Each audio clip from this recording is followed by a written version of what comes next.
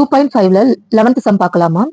The sum of 3 consecutive terms that are in AP is 27. அதாவது arithmetic progression உடைய sum value. சம்னா நம்மளுக்கு add பண்ணி போடுவோம். ஸோ அதனுடைய வேல்யூ வந்து 27 ஆகவும் அண்ட் தர் ப்ராடக்ட் தான் இங்க மல்டிபிளிகேஷன். ஸோ ப்ராடக்ட் இஸ் 288 அப்படின்னு சொல்றாங்க. இதனுடைய 3 டேர்ம்ஸ் கண்டுபிடிக்க சொல்றாங்க. ஸோ இதனுடைய 3 டேர்ம்ஸ் நம்ம என்ன கண்டுபிடிப்போம்னா, நம்ம எப்பவுமே ஃபர்ஸ்ட் நம்பர் வந்துட்டு ஏன்னு போடுவோம்.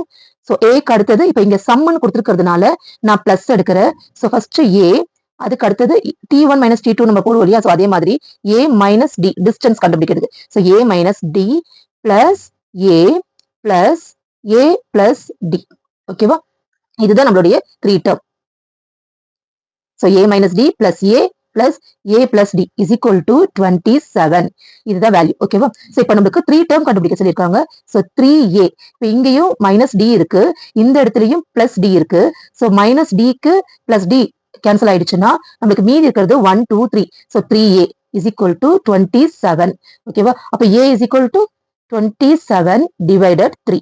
ஓகேவா? ஸோ 9 டைம் போகுது. 3 டேபிள்ல 27 9 டேபிள். ஸோ a ஓட வேல்யூ 9. ஓகேவா? இப்ப அடுத்தது நம்ம இதோட ப்ராடக்ட் கண்டுபிடிக்கணும். ஸோ ப்ராடக்ட் கண்டுபிடிக்கிறதுக்கு நான் இப்ப இங்க என்ன பண்ண போறேன்னா, அதே வேல்யூ ப்ராடக்ட் போது மல்டிபிளிகேஷன் இல்லையா? So A minus D multiplication. இப்ப இவ்வளவு நேரம் நம்ம வந்துட்டு பிளஸ் போட்டோம், இந்த இடத்துல பிளஸ் போட்டோம். இப்ப மல்டிபிளிகேஷன்றதுனால நான் பிராக்கெட் போடுறேன். ஏ பிளஸ் டி. ஓகேவா?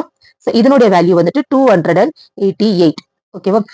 ஏ மைனஸ் டி ஏ பிளஸ் டி. அதாவது இங்க எப்பவுமே வந்துட்டு ஏ plus B A minus B இந்த ஃபார்முலா இருக்கு இல்லையா? இந்த ஃபார்முலாக்கு நம்ம என்ன பண்ணுவோம்?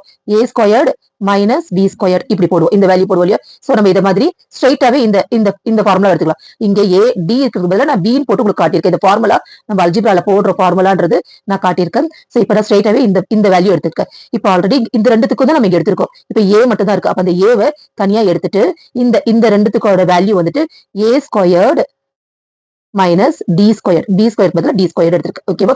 இப்போ ஏவோட இடத்துல நான் வந்து 9 போட்டுக்கிறேன். ஏன்னா நம்மளுக்கு வந்துட்டு ஏவோட வேல்யூ 9 கிடைச்சிருக்கு. ஸோ ஏவோட இடத்துல நான் 9 போட்டுக்கிறேன். So 9 square minus D square. ஏன்னா டி எனக்கு தெரியாது, அதனால நான் டி அப்படியே போட்டிருக்கேன். Is equal to 288. ஓகேவா? இப்போ 9 அப்படியே போட்டாச்சு. 9 ஸ்கொயர்டு போது 81 minus D squared is equal to 288. ஓகேவா? இப்போ இந்த இடத்துல வந்துட்டு 81 மைனஸ் டி ஸ்கொயர் அப்படியே போட்டுட்டு இஸ் ஈக்குவல் டு 288. இந்த 9 இந்த பக்கம் வரும்போது டிவைட்ல மாறிடுது, டிரான்ஸ்போஸ் பண்ணும்போது டிவைட்ல மாறிடுது. இப்போ இதை கேன்சல் பண்ணும்போது 9 வந்து 1 டைம், 27ல வந்துட்டு 9 வந்து 3 டைம் போகுது இல்லையா? So 3 9s 27 balance 1. அந்த 1 வந்துட்டு இங்க பக்கத்துல இருக்க மாதிரி நினைச்சிட்டா 18ல 9 வந்து 2 டைம்ஸ் போகுது. ஸோ 32. ஓகேவா? இப்போ 81 minus D squared is equal to 32 அப்படின்னா D squared is equal to இந்த 32 அப்படியே போட்டுட்டு இந்த பிளஸ் 81 இந்த பக்கம் டிரான்ஸ்போஸ் ஆகும்போது மைனஸ் 81 ஆயிடுச்சு. இப்போ மைனஸ் 81 இதுல இருந்து இதை மைனஸ் பண்ணும்போது இங்க வந்துட்டு நம்மளுக்கு ஆன்சர் 49. ஓகேவா? ஸோ டி ஸ்கொயர்டோட வேல்யூ 49 கிடைச்சிருக்கு. அப்ப டியோட வேல்யூ என்ன?